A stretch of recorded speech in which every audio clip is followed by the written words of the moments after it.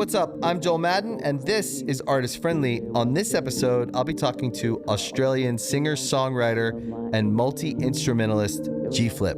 Let's go. That's my kind. I don't want no bad times. I don't want to have bad. How you doing? I'm good. We've never met, We've never met. but I feel like I know you.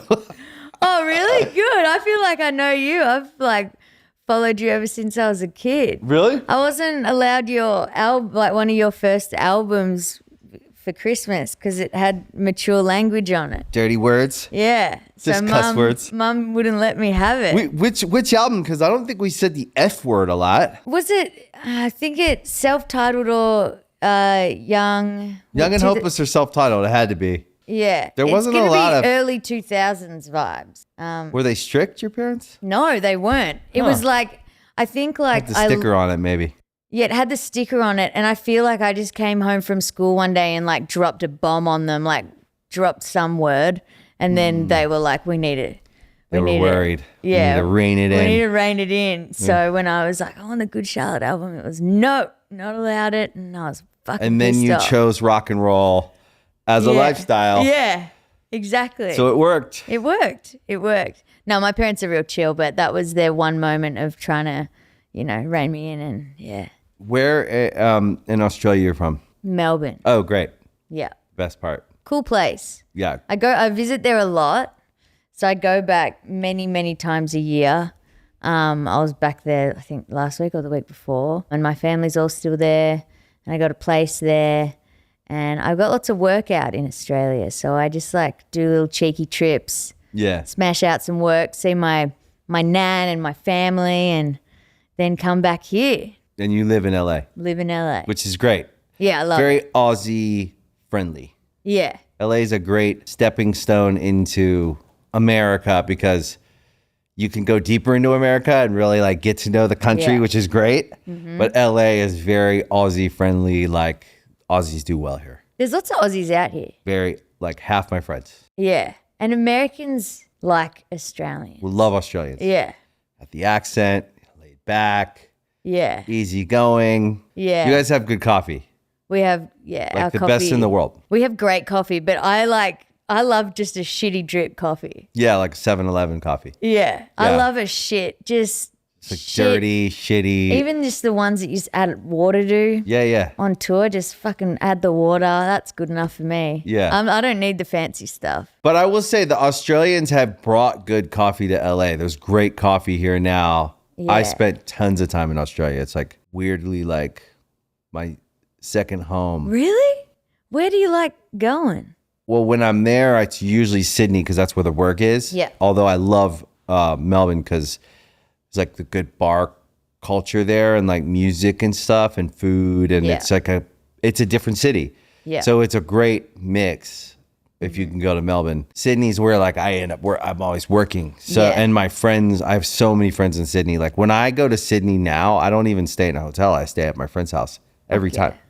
Fuck yeah. And I can stay there for months. Yeah. It's a vibe. It's a whole vibe. They don't care. They're I literally, Yeah. it's weird. It's maybe it's Australian or maybe it's them or maybe it's both.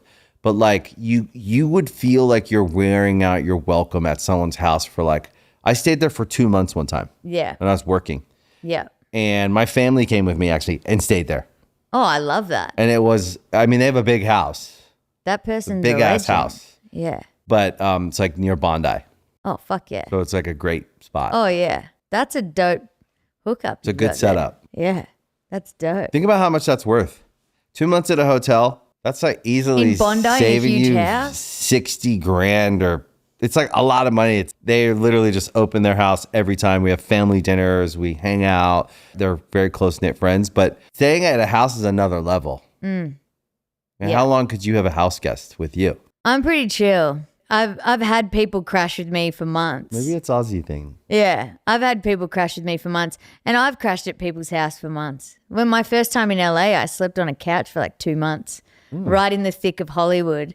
And because I was so Aussie and oblivious, I didn't realize that you kind of need to be safe around here. Yeah. So I was literally just walking up and down Hollywood Boulevard at nighttime. This is a little seedy. Yeah, jumping on the train going to downtown. Like, honestly, it's like no one told me like, hey, G, probably not the safest thing to do. And I was just out here just sleeping Mixing on it my up. mate's couch, just rolling around. I was perfectly safe. Nothing happened to me, but I can't believe now I look back and I'm like, holy shit. Well, you know the town now. Yeah, now I'm like, how did I not, I don't know, get robbed or anything, you know? Like, you know when you're young and you're just invincible? Yeah, I felt the same way when I was young. I didn't think anything happened to me. And for the most part, it didn't. Maybe we just have good energy around us. I reckon I've got angels or something. Yeah. That just like look after me, make sure shit's okay, and then protect me from crazy stuff. Still a lot of crazy shit has happened to me in my time, but like I've been pretty all right. It feels like you have. Yeah. Feels like it's just humming along nicely. Yeah. I remember when your first song the first song that really got attention, it vibrated out, was a few years ago. Yeah. It was a song called About You. Yeah. That I made in my room. Was that like 4 years ago? Yeah, about 3 or 4? 5 years ago. Feels like it's just continued to hum along. Like, yeah, it's been just like slowly building and just grinding and then figuring it out. But yeah, I think the success of that song was like, holy shit, let's go, you know? Like it kind of vibrated and went places and people discovered me, and I was just on Logic in my bedroom just fucking around making shit and but you wanted to do it. Oh yeah, I grinded extremely hard. Yeah, I did. I worked hard.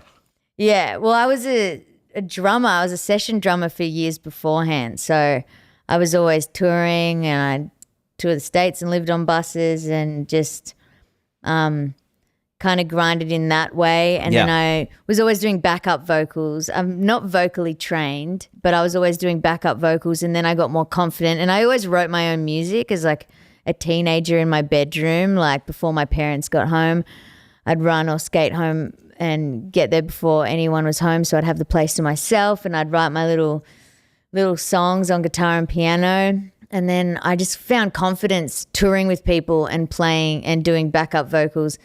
I kind of found my voice, and then, you know, with my sexuality, I came out. So then I just got more confident as a human being to then release my own music. So then I spent a year grinding and like making connections in the industry, getting everyone's fucking emails. I made a whole Excel spreadsheet of everyone in the music industry in Australia. Then I had my dream team list of who I wanted, my publicist, my manager, my booking agent.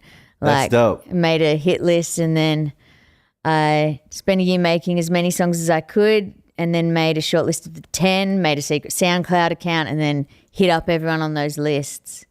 And then people listened to my demos and people liked them, and then I uploaded that song About You online, and then overnight it blew the fuck up, and I was just in my bedroom like, yeah, because it's good. Thanks. And that's the thing about good art. If you are creative and talented and you work hard, you can be successful with whatever's available to you at the time, which was that. Yeah.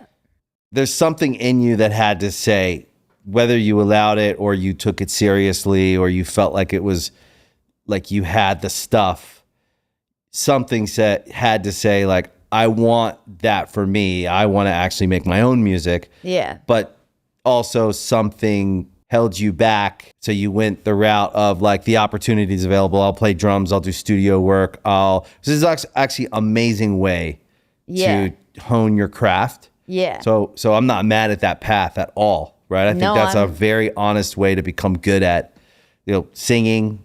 Well, go on tour and sing background for someone. Yeah. But like there had to be something in you that was calling you to do it for yourself. Oh yeah. The whole time. Yeah. I think ever since I was little. Yeah. I was always thought I'd be like an actor or as like a solo artist. Yeah. Like that was always kind of what I thought. But then I fell in love with drums, and then I was drum obsessed. Yeah. And I just loved kit. And I worked in a drum shop, and I was a drum teacher, and it was just drums, drums, drums. And then I wanted to be a session drummer. And then I found the confidence in myself to go back to that original like dream I had when I was 6. That first idea. Yeah. I always say like your first idea is probably your best idea. 100%. Also, when you're a kid and before the world, like, judges you, and then you think about what you're wearing, and like you have these innocent ideas and dreams before the world like filtrates your mind. So influences you. Yeah. So I always think like the little kid you is almost like, in a way, like your real authentic little essence of a human. It's the perfect like version of you. Yeah. Because before it's all like the files are corrupted by other people's ideas or information or their bad time or their failures. Most of the time, our perception of what's possible is given to us by someone else because of their own success or failure. Yeah. So I always say, like, even to my wife, I'm like, yo, I want to raise people who think it's possible to win. Because I was not. Yeah. So even when I won, I didn't hold it. It was like, oh, a magic trick happened to me. Yeah. Or I hit a lottery. It wasn't me. I didn't try and then succeed. Yeah. You know, I didn't put forth effort and get results. Yeah. That's actually what I did. That's how life works. It's a causality world. We put forth effort, we get back results. Yeah. And we measure them and we go, okay, now I got to do this. But when you're kind of raised in a way where nothing works out and it's kind of a hopelessness, everything seems like a magic trick. Like, oh, the stars lined up. Yeah. There is a little bit of that in life, but you have to put effort. Yeah. I believe in manifestation as well. Hard work and manifestation. Together. Yeah, together. Shit works. Because you will also see people that think they're manifesting things because they're saying it all the time, but they're not doing anything. Oh, yeah. The people on, I love the people on like Instagram story who is like another day grinding. And I'm like, you bitch, you ain't doing shit. Sometimes. You know, so I think that I just try to reinforce the idea that part of manifesting your reality and what you want out of life is actually taking steps towards it every day. 100%. Right? So even like just thinking about it, I think as well, like is another step of like manifesting and getting Obsessing there, over like it. obsessing and thinking about it. And I talk to myself in my brain all the time. Me like too. Talking to myself and like thinking about, you know, what are we doing and going through it in your head to make the actions, if you can't do it that day, to do it the next day. Yeah. Yeah. But then you had to learn the drums and you're a good drummer. I love drums. And it gives you, as a musician, there's something about that's got more, not to say if you were just a singer, it's not that I wouldn't take you seriously. Yeah. That's not it. But there's something about people who can play instruments and do it well and have spent all that time, you know, that it takes to become competent at it. Yeah. And then if you have talent and you're good at it, you still had to do the work to become competent at playing it, even if you're talented. It doesn't just come easy. Some people learn it more easily because they're more kind of inclined to do it. So they have that part of their brain. There's something about that gives you this layer that's interesting. Yeah. That other musicians go like, okay. Yeah, I love I playing. don't know, it's cool. I love playing kit, and I feel the most comfortable singing behind the drum kit. Yeah. I like it better than running around. Do you like it because you can hide a little bit? I like it because I think I'm just so comfortable there. And also it feels right in my body. When I'm running around, it's almost like my body wants to be walking and running in time. Because you know how when you're singing, my whole body, it's like it's all on a grid. While I'm singing, there's the floating melody top line of what I'm singing, but the rest of me is so regimented and like every limb is so in time. So I remember when I first started having to be a lead singer and running around while singing, it was like, oh my God, my steps aren't in time with my vocal. I've got to learn how to like have my body not be stuck to the grid. Yeah. So that was a bit weird. But I think with drumming, the thing I learnt from all those years being a session musician and like a drummer is I got to watch how a lead singer acts. Right. So I was like, while I'm behind the kit, I'm like watching all the lead singers that I'd perform with and be like, almost like taking notes on what works and what doesn't work and what crowd interaction works and what doesn't work and interaction and seeing how a front person does it, that I think I then felt super comfortable my first show when I had to be like, all right, I'm going to take the mic now off the kit and I'm going to be a front person. So I think that all helped. 100% it did. It's hours, it's hundreds and thousands of hours of information. Yeah. It's like going to school. Yeah. It's really important. I played a lot of gigs, man. Yeah, and you probably haven't actually done all the accounting. So if you were in school, right? Because it's very hard to say, okay, go to college for music, even though there are some great music programs out there. Yeah. So you're going to spend X number of hours over that 4 years learning about the thing that you want to do. In concept, that works, and it does I believe it does for some people. But there's no better education in getting like the degree of what you're trying to do than being on tour, playing shows of all different sizes, all different kinds of crowds, because you're not just watching the singer or the band, you're looking at the crowd, you're clocking all these variables. Yeah. And like your brain is doing all the work. So you may not even realize it at the time that you're doing like that you're gathering research and information 100%. To make decisions on how you want to do it. Yeah. But that's the best education and the best process, I think, any person who actually wants to do music, especially live performance as an art form and as a business, then a couple years on the road with people that are actually doing it. Couple of years on the road, shitty venues. Yeah. Shitty fallback monitors, fucking shifting schedule. There's so many variables about how that thing happens. Yeah. That you don't even clock. You don't account for it. Yeah. But you're aware of it if I told you. Like, oh, set times pushed back because of this, and why. You go, oh, got it. Someone who's never done it before, really, what does that mean?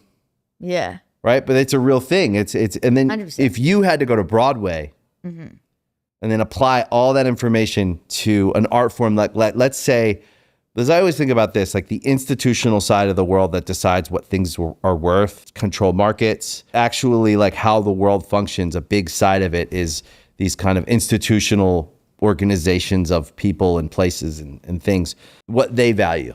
They wouldn't necessarily value rock and roll as a serious business and craft, although they do when it gets to a certain level. But let's say you went to something like respectable, like Broadway. Yeah. You would absolutely know how to run a show. There'd be some nuanced things you'd have to learn. Yeah. But you'd get it because of all the experience you've gained. So I always think it's important to highlight the value and the importance of like what we actually do out there on the road, because it's not just a party. Certainly there are fun moments in between work because you're killing time or you're, but the work of it is actually a really useful skill set to learn. Yeah. 100%. And it can serve you in a lot of places as you decide what else you want to do in your career and where else you want to go. Yeah. It's cool. I'm glad you're here. I'm glad I'm here. Thanks for coming. No.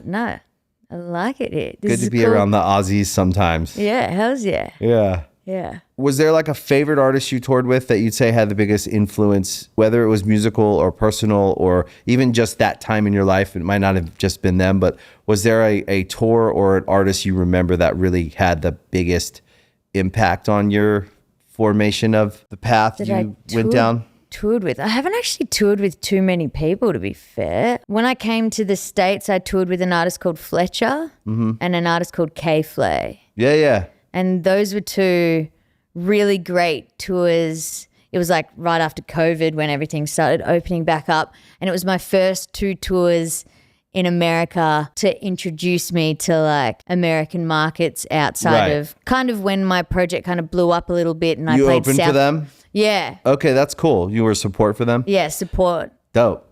I like both of those artists. Yeah. Well, one of my friends is really tight with K Flay. So I've gotten to hang out with her a few times. She's great. Awesome. Yeah, she's great. Yeah. So those are really fun tours, and also it was just fun seeing different places in the States because States is fucking funny. Wild. You go 1 hour one way and fucking everyone's dressing and talking different and eating different foods and like real passionate about sports.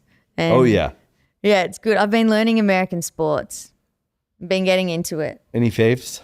So I really like NFL. I followed the whole last season. Yeah, it's the best. Sunday football. The greatest sport in the world, NFL football. Yeah. American football is exciting. It's fast. I got into it. Yeah. I watched so many games. Do you have a favorite team? So I don't really have a team. That's fine. But I have teams that I like. And then there's my wife, her family. They live in Missouri, so they go for Kansas City. Okay, that's fine. Which I'm also like, hell's yeah. But then I don't want people to think I've just jumped on the bandwagon. You know what I mean? It's acceptable. Because it's a family. It's a family team. Yeah. Also, I do love the Chiefs. I love the Lions. Yeah, the Lions are, you root for them. They're the underdogs. Yeah. I'm a cool. Washington Commanders fan. Cool. Commanders. I grew up there. Cool. So You it was just like a got, family tradition. I think you got Echo from Chargers. Is that right? I'm just thinking about the trade. I've been following the trade. Maybe, I hope so. Yeah. We just drafted Jalen Daniels, second pick, Cool. Heisman Trophy winner. Oh, yeah. Yeah. Yeah. Listen, they haven't been a great team to be a fan of the last 15 years, but I grew up with it.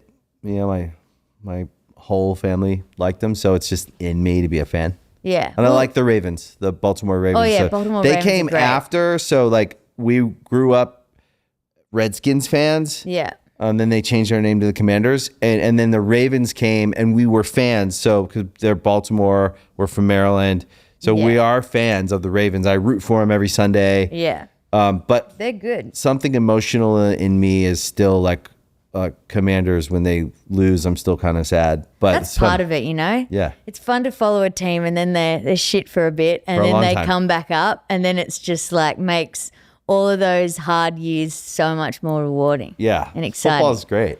Yeah. And now I'm looking into baseball. I'm a huge baseball fan. Are you? Who are you? Who do you go for? The Baltimore Orioles, Okay, yeah. They're the And- orange team? orange and black. Yep, okay. And I've been raising my kids here in LA. I've been here for 20 years. So my son, who's a big baseball fan, loves the Dodgers. I'm a So we Dodgers. root for each other's teams. Okay, So cool. I go to Dodgers games. I love the Dodgers. I have a Dodger tattoo, but grew up with the Orioles. So it's like in my soul. Okay. But I love rooting for the Dodgers. And they're in National and American League, so they're in different leagues. Yeah. So the only time it would really matter when they play is if they met each other in the World Series. Yeah. So it's okay to have a favorite National League team Yeah. and American League team. Baseball's cool. I like Baseball's it. great. I went to a game. I ate Dodgers? three Dodger dogs. Yeah. I loved them. I couldn't. They're great. and I don't eat much, but I was like, fuck, these hot dogs are sick. They're So very good and they're like big. They're long. they're awesome. And they're like, What they're do just perfect. you put on it? Just whack some sauce on it. Tomato sauce. What do you call it? Ketchup? Ketchup. Mustard? A little bit of cheeky mustard. Yeah. Not too much though. Not Some as, onions? Yeah. Yeah. I'll rock some onions. Relish? No relish. Really? Nah. Gotta have a little relish on there. Maybe Dill relish. Maybe I need to check that out. I'll go to another game, smash some more hot dogs. If we ever go to a game together, Yeah, I want to come with never you. know, I will prepare the perfect Okay. hot dog. Dodger dog I vibe. promise you it will be one of Okay. the best things you've ever. Fuck yeah. I actually make incredible hot dogs at home. Really? My family raves about my preparation. Really? Yeah. I'm Grilled. And you got to go with the like cheaper kind of the Dodger dog style. yeah. Shittier the Not prettier. the fancy sausage. Yeah. And then it's really about the consistency of like the onions. If you dice them really, really small, Yeah. almost like the McDonald's onions are the really tiny ones. yeah. They're like a freeze dried type. Yeah. They're not like that, but I'll like prepare them a little bit. I'll cook them a little bit I'll dice them really small and then I'll just like cook them a little bit in a pan. Fuck yeah. And then like some mustard, some ketchup, and then dill relish. Dill relish. But I actually, little trick, will take a little sweet relish and mix it into the dill relish. Oh, wow, So there's there's a a process. little bit of sweetness in it, but the dill is something about it with the sweet ketchup. The ketchup's kind of sweet, so something about it's I love it. Fuck yeah, that's great. yeah. I need to learn your ways. Real quick, takes 5 minutes, 10 minutes Yeah. max. Get those onions. Fucking dice them up. Plate of hot dogs. Everyone's like, "Thanks, Dad." Yeah. Makes me feel good about myself. Yeah, vibe. Yeah. Like it. You grew up in Melbourne, or are your parents together? My parents split up when I was 17, 18. Okay, so a little bit past. Yeah. Not to say that wasn't hard. Probably hard, but like not as hard maybe as if you were like 12. I have a weird, like my parents, they split up, but it was all amicable. And then they both started dating new people and Okay. dropping each other in the car at the dates. Ah, And then now they have new partners, and they nice. go on holidays together? And and they come to my shows. They come around to all my festivals in Australia. That sounds 4 of very them. nice. Yeah, it's a dream situation. We still have Christmas together. We're friends with my parents' new partners. They both have kids, so now I've got stepbrothers, and everyone gets along. And it's honestly the most perfect situation ever, and I'm extremely, extremely lucky about that. I would bet any amount of money they are functional people. Like they really somehow they like have an ability to communicate how they're feeling to each other and respect it. I think that's where relationships go wonky and they blow up, is when one side or the other can't receive the information of like how someone feels. Yeah. And that's where the breakdowns happen, where it gets passive aggressive and all the things dysfunctional. But that sounds like super functional and like emotionally connected way to be. Yeah. I would bet you have pretty functional, emotionally intelligent relationships yourself. I feel like I do. It's pretty cool. I feel like maybe my first few relationships in life, maybe not as much so, until I really found who I was as a person and became 100% comfortable in my own skin. But after that, I feel like I have emotionally intelligent relationships with a lot of communication, and and I feel that's kind of rare though. I mean, it like takes a lot of us a lifetime. Yeah. And a lot of work to figure out. I always think the early relationships are for that. They're practice. They're like learning how to be in a relationship and learning what it even means and learning. But I don't think I really started communicating and like functioning well until a couple of years of therapy, into like probably my mid 30s. Yeah. It'd be a long time. Yeah. Therapy's great. Yeah. Therapy's where it's at. Yeah. Everyone, go get therapy. Go get therapy. However you can. Yeah. It's got to be something that you enjoy, I think, even when it's not fun or painful in some spots. Most of the time, I find it's not all painful. Yeah. It's just nice to understand yourself. And yeah. so you go to therapy. Yeah. How long? How long have I gone to therapy? Yeah. Ooh, 5 years, maybe. That's good. Yeah. That's a fair amount.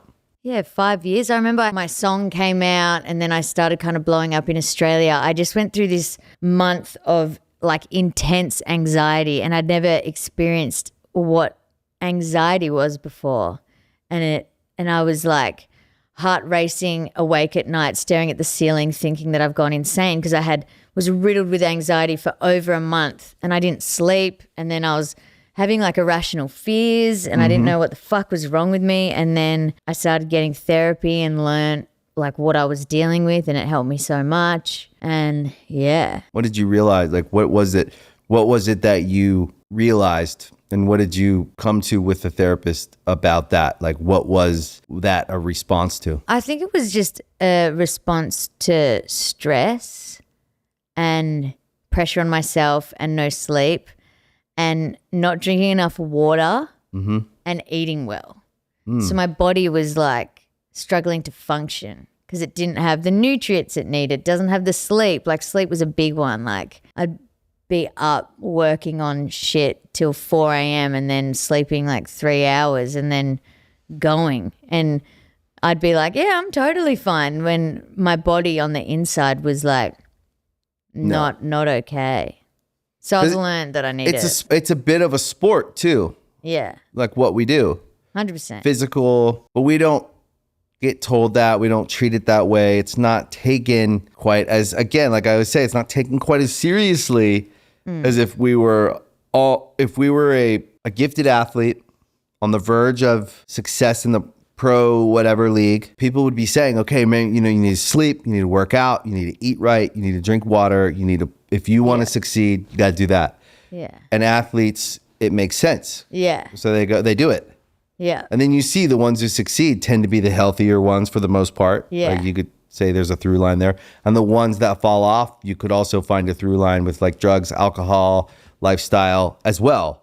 But it's funny with music, you're not encouraged to be healthy by the world. Yeah. In fact, they celebrate you if you're unhealthy. Yeah. You're like the party animal. You're the fun one. Yeah. But I think there's something to that, like healthy living, that I didn't know either.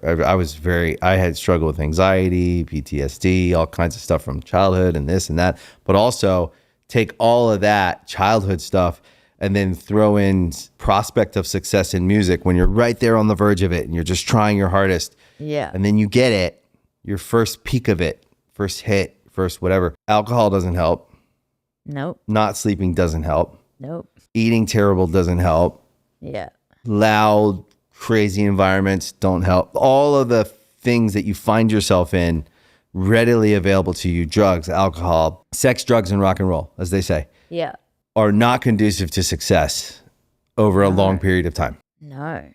And nowadays with the music industry is so demanding of you. Yeah. You can't be hungover because you got to fucking get on social media, post some TikToks, do this, got to do that. Do a fucking, podcast. Yeah, rock a podcast.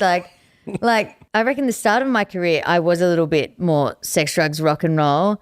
And then it was just like not doing good for my body. So I feel like I'm like honestly the most healthiest. Like I'm the most healthy when I'm on tour. I think so which too. is wild because I'm basically my show's a workout for me. But then I'm also doing other workouts just for mental health. I'm drinking so much water, which I struggle like to drink lots of water, and I'm always trying to make myself drink lots of water. So I'm like hella hydrated when I'm on tour. You know, obviously it's hard to get sleep on tour because you got to wake up at crazy hours to drive to the next city. But like I try get as much as I can. Yeah. But I feel good on tour. I feel healthier than when I'm not on tour. Yeah. Yeah, there's a discipline out there that you don't have to have here Yeah. because you have more options when you're home. But then I find my flow at home and I'm very disciplined once Yeah. I get it. Yeah. I find it hard to get a routine. The closest to having a solid routine is when I'm on tour because, you know, you've got the show, you've got sound check, meet and greet, wake up, whatever time that is. But when I'm not on tour, I really struggle to get a routine because I'm back in Australia doing some jobs and I just flew in from London last night. So You did? so I'm on a different time zone. And then now the next few days I'm building the show for my tour that starts on Wednesday. But then, you know, got a podcast this morning. Then tomorrow I've got a meeting with like a music brand. And then so always my routine is so fucking all over the shop. And then I think when I get on tour, I'm like, oh God, I love this. Yeah, it's Groundhog Day. It's like, even though, you know, you're waking up at different times every day, but like there's just a routine of some sort in my life rather than just kind of a bit of chaos. It's everywhere in different time zones. I'm going here and there and shit. Yeah. What were you doing in London? London, I was supporting my wife. She was over there doing a show, like Oh, cool. at the London Palladium, which was like a tell-all interview. Oh, cool. Over there. So she always comes to my shows. She's always like Yeah. #1 fan, singing every song. Yeah. So there was no chance I was missing her show. And that's the first time she's ever done one of those kind of things. That's So great. I feel the was same there. way. She always supports me. And so when she has something, especially, you know, sometimes she has something that doesn't make sense for me to go. She's like, it'll be easier if you don't Yeah. come. Like, and then sometimes I can feel like she wants some support. Had a movie come out and we all went to the premiere and we didn't have to, but I could feel like the want to, like, me and the kids to come and show her like we care about this thing. Yeah. Because she does that for all of us. Yeah. It's good when you have that kind of relationship, I think. Because entertainment relationships, when both people are doing something in and around creative and entertainment, Yeah. they're not linear relationships.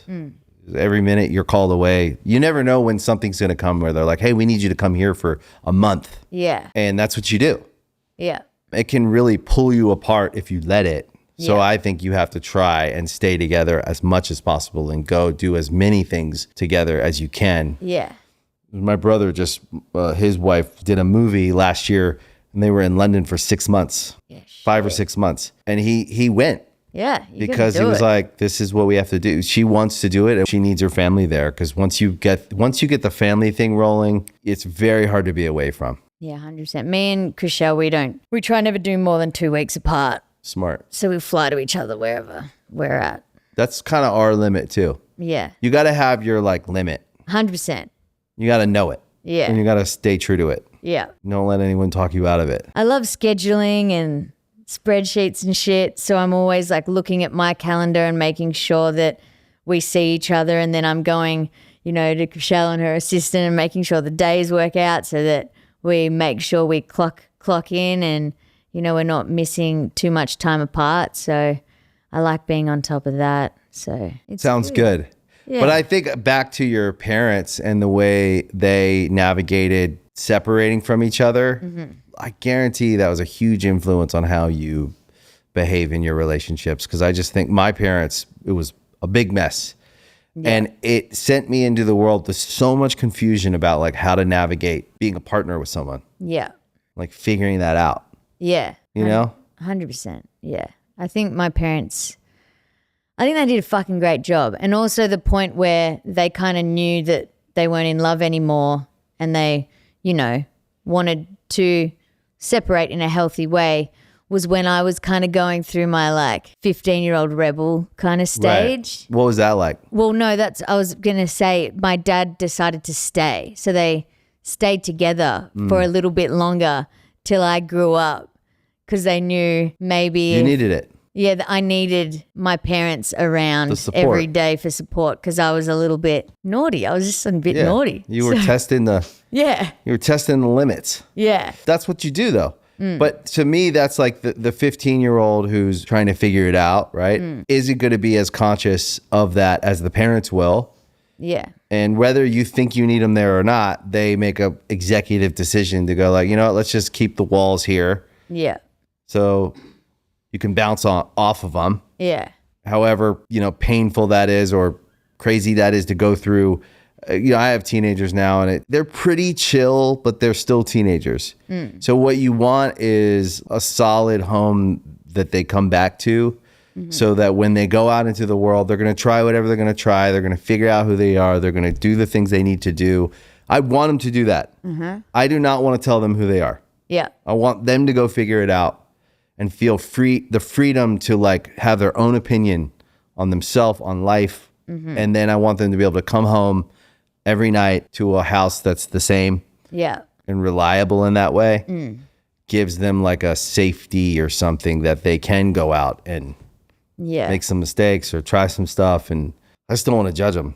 Yeah. Because I felt judged my whole life and I just don't want there to be any shame around you figuring out like who the fuck you are. And, I always just say, just be safe, take care of love yourself, make sure that people are treating you the way you want to be treated and like have a standard for that. Yeah.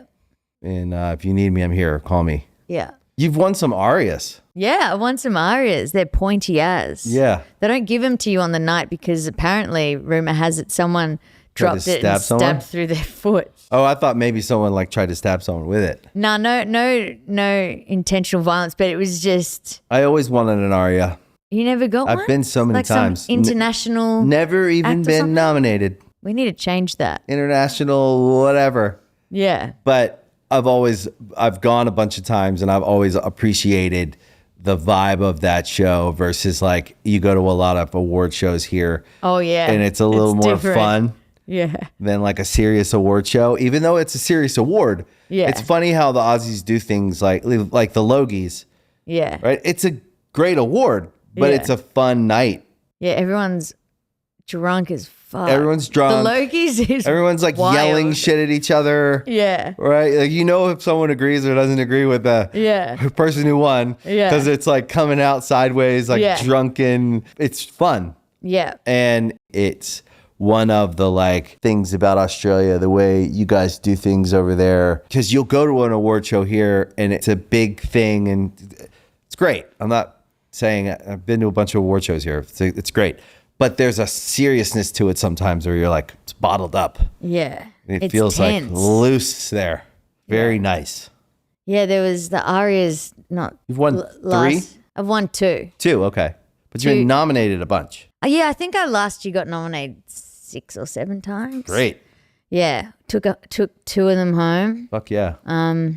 But yeah, they're definitely like, I've gone to a couple of award things here with like, Chriselle. Oh shit. I'm like looking at what I'm wearing. I'm like, oh shit. How am I sitting? And realize, yeah, it's tense. It's full tense. Everyone needs to loosen the fuck up. Yeah, chill out. Yeah, like guys, it's not that serious. Also, it's serious, it's supposed to but- be fun.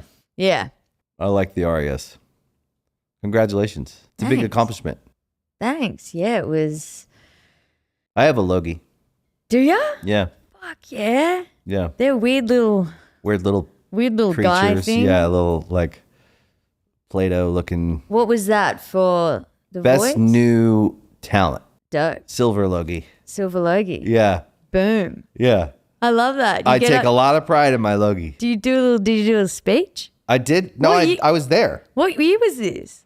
a long time ago. 2012, I love that. 13. I don't know. I'm like sitting here 12 with an years ago. Australian Silver Logie winner. Logie winner. Holy fuck. Very prestigious. I love that. I certainly have it on my shelf of things I care I about. hope that it's dead center. It is. Is it? Yeah. That is the big one. And no one knows what it is No one except knows for what Australians. I know. So every now and then an Aussie will come and go, what the fuck? But no one else knows what it is. No one. I'm like, no, trust me. That's cool. It's cool. Yeah. That's some big shit. Very proud of my Logie. Yeah. It was when I did the voice there. Yeah. It was fun. Yeah, cool. You have a record coming out soon. I have a little EP coming out next week, Okay. which was not really an accident, but kind of. Like I was just fucking around with songs, making different versions of my own songs and like acoustic versions. Like on TikTok, I was just singing an acoustic version of a song or like doing something. And then I was like, my whole album's called Drummer from last year. And then I was like, why don't I just like release these little alternate versions that are drumless because they don't have kit on it. That's cool. I've reproduced the songs in a new way that are drumless. So it's called the Drumless EP. Are you going to play any of them on the tour? I might. I'm actually was up last night trying to work out my set list. So yeah, potentially. Like, is there a version of any of them that you like better this new way? Not ones that I like better, but I'm like, I like them the same. Like there's a song called 7 Days that I open up my drummer record with, and the drumless version of 7 Days is almost a little bit country, which I've never That's cool. done anything in that kind of genre or world. So that's fun for me. Another song, Real Life. And all of these songs we've like, most of them have changed the key and the tempo and like really like I've altered melodies. There's new lyrics in some of the songs. So it's like not like a stripped back version. It's like this is a whole new song kind of vibe. Is your wife coming on tour? She'll be visiting in some cities where That's cool. she can. Yeah. That's kind of how it works for us too. Yeah. The whole thing is not going to happen. Yeah. But 3 days there, 3 days there. Yeah. Works. Also, she doesn't like waking up early. And Yeah. tour is Tour bus. every day waking up early to start driving to the next place. Yeah. So she's just going to dip into some dates. And she's got work as well. She's filming stuff and doing things. So That's kind of how it works. yeah, it'll be cute when she comes in. The fans fucking love it. Yeah. They get psycho about it. Yeah. When they're all trying to look for her, and like soon as we know when she's walked into the building from backstage, Right. because everyone is like fucking losing their shit. That's cool. It's so cute. That's great. It's great. I don't know if they're like that about my wife. I can't tell, but I am in my heart. Yeah. I'm always happy when she can come out. Yeah. But it actually does add a little layer of like when the family's not there and you're out there, you're focused, and then once the family comes, I love it. But it adds kind of like a aspect of it that's like, it's not that it's more work. It is, but it's just you're always thinking, are they okay? Do they have everything they need? It's nice though. It's like a little break in the middle of a tour when they come out. Yeah, I love good. it. How long have you guys been married? We've been married almost 2 years. Oh, that's great. Yeah. How long have you been together? Did you get married fast? Yeah, we got married fast. Great. How long have we been together? We had kids March fast. 14. We got married slow, had kids fast. Yeah. Within a Married year. slow, we had kids fast. our first kid. Yeah. I think she was pregnant like in 6 months. Oh, crazy. And then cool. we were like, okay. Yeah. Yeah. And then we got married like 4 years later Yeah. after we had both kids. Yeah. It worked for us though. Yeah. Fuck yeah. I think we've been together like two and I was going to say 2.5, but I don't think that adds up. 2 years and 3 months or something. That's great. That is fast. Yeah. Nice. So we got married in July and we got together in March. Okay. Just got married in July, got together in March. So a couple months later we got married. Where'd you get married? Vegas. Oh, great. Yeah.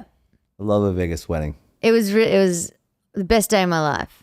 Most fun time I've ever had. Greatest time. I had this idea for Good Charlotte for this like Vegas residency. Yeah. Where it was about people getting married.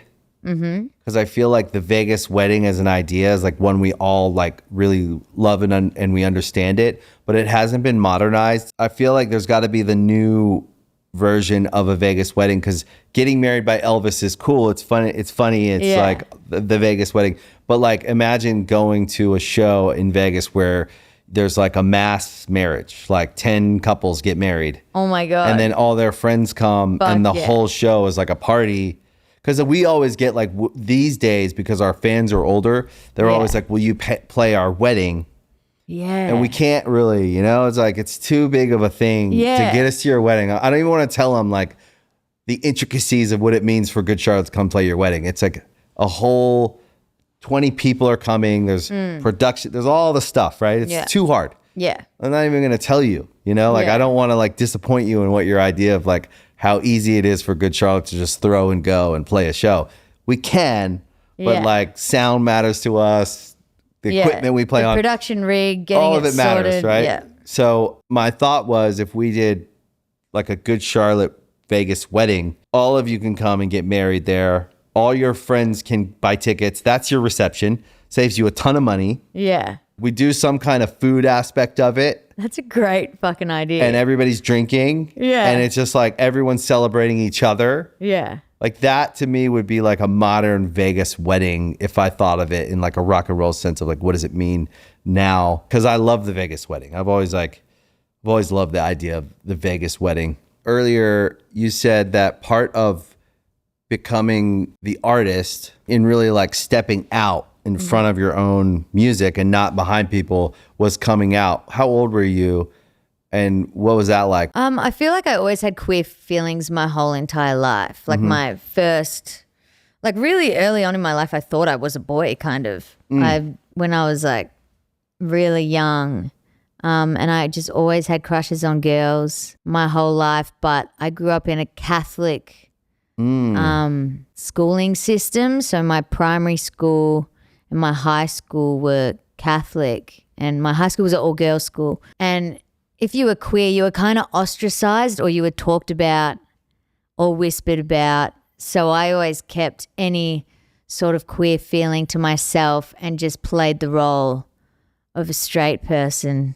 And I had boyfriends in high school and stuff. Almost like instinctively protect your ability to move through the world you're in because of the information you're getting in real time. Yeah. So you just stuff it. Yeah. And just keep going. Yeah. Huh. And there were people around me, like I remember in like year 7 and stuff, getting a little bit bullied because people would be like, we all know you're gay, Flip, because everyone called me Flip back then because my last name's Flippo. We're like, we all know you're gay, Flip. Like, why don't you just come out already? And I'd be like, no, I'm not. I'm not gay. Yet I just had a dream about a girl that night or something, Like, I just like kept my feelings to myself and kind of in my head made myself feel like I was heterosexual and straight. I'd be like, no, I like this boy because of this reason and that reason. But really I was just kind of trying to convince myself a little bit. Yeah. It's like survival skill. Yeah. Doesn't seem fair. No, yeah. The inner thoughts that I had growing up. I wasn't the nicest to myself in my brain when it came to my sexuality and gender identity. And I ended up coming out early 20s, and then that's a long way to live that way. Yeah. It's a long time to live that way. I would imagine you probably unpacked a lot of it in therapy.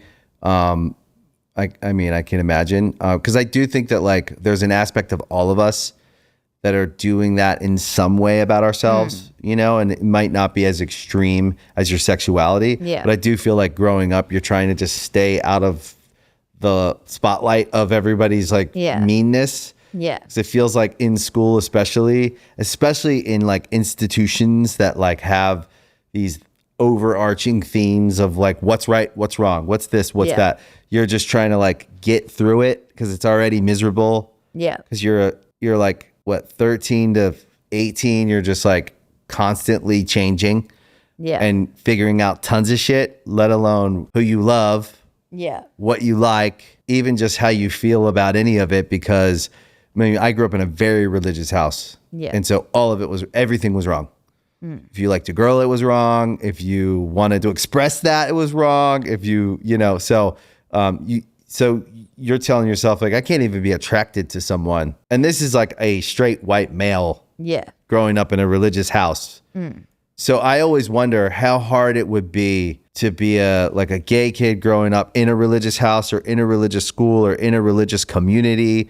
Because there's all these different versions of that where you feel how you feel, but then all the messaging your whole life has been, that's evil, that's wrong, that's dirty, that's shameful. Why would you choose that? All these things. So when you're growing up in it and you're like, you have a crush on a girl and you think she's hot or whatever, like however you feel about her, it's not wrong. In my mind, like I tell my kids, like, you'll know who you like, you'll figure it out. And hopefully you're with someone that treats you nice, that respects you. I struggled with that idea of being wrong.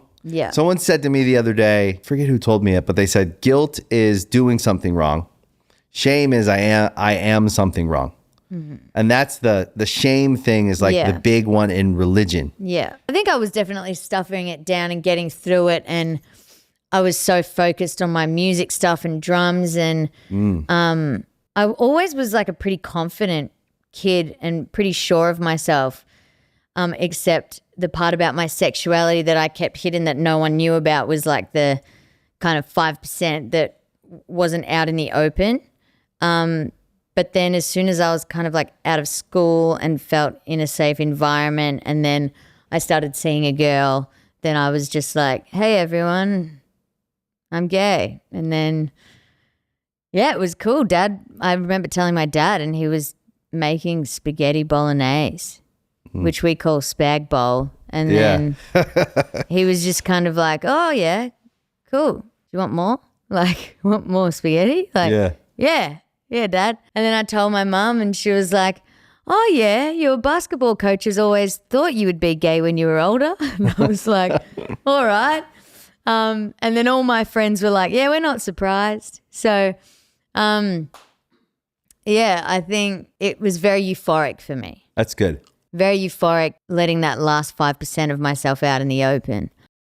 And then it gave me confidence to then do my solo career, because then I was down to sing these queer love songs that I wrote in my bedroom about relationships and queer love and stuff like that. And you need to really be in touch with your truth to like share your music and lyrics with the world, because it's like your inner feelings and thoughts and story and stuff like that. Yeah. Like I wonder which 5% of us is the least important 5%. I think 100% of us is what we have to have to be vibrating in music in a way that people can believe us. And if we're hiding something, there's something about a fan. When you listen to a band you love or an artist you love, if you don't believe them, it's done.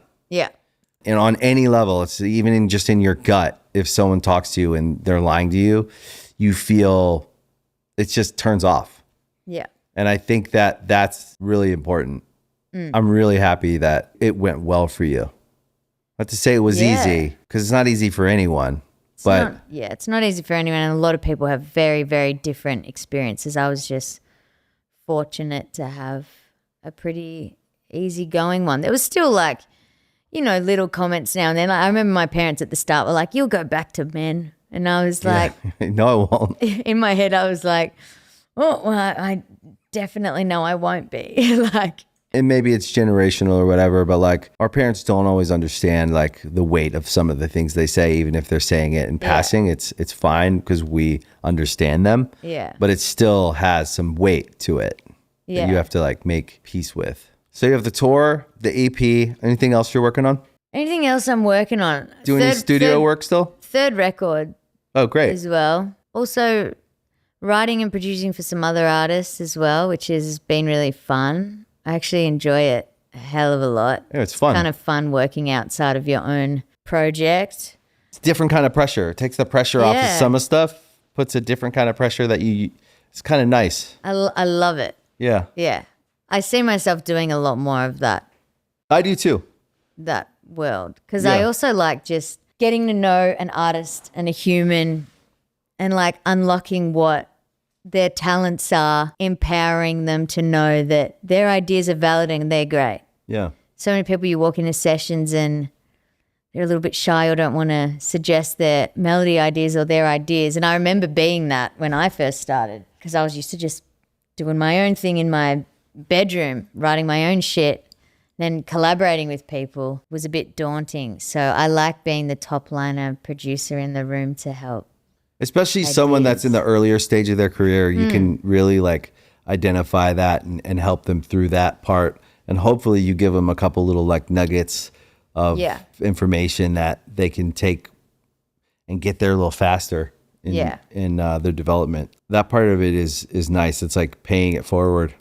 Yeah. So doing a little bit of that and then just more touring, like going back to Australia, playing shows, doing a UK, Europe kind of like tour. And then Do you have any favorite Aussie artists? favorite Aussie artists. Do you know Genesis Owusu? He's fucking great. Okay.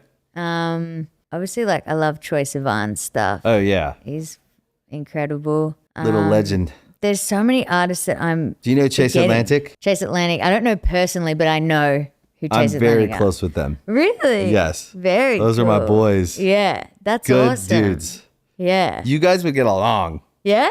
big time. Where they live? They live here. Oh, fuck yeah. They're fucking cool.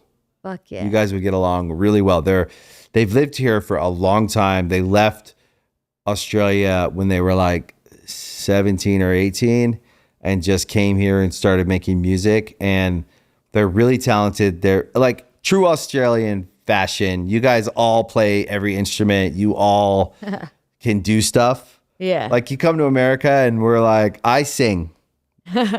You know? I bass. Yeah. I play bass. Like they do everything. They produce everything themselves. They mix everything themselves. Yeah. And really good dudes though. Cool. You guys would get along. Yeah. I'll have to hit him up. Cool. Sick. Flip. Thanks for coming. No, thanks for having me. It's been great. Love having chats with you. Thank you. Easy. I hope you enjoyed today's episode of Artist Friendly. If you really liked it, you can follow, like, subscribe to the show anywhere you listen to podcasts, Spotify, Apple, Amazon. We appreciate your support, and we'll see you next time. Bedtime.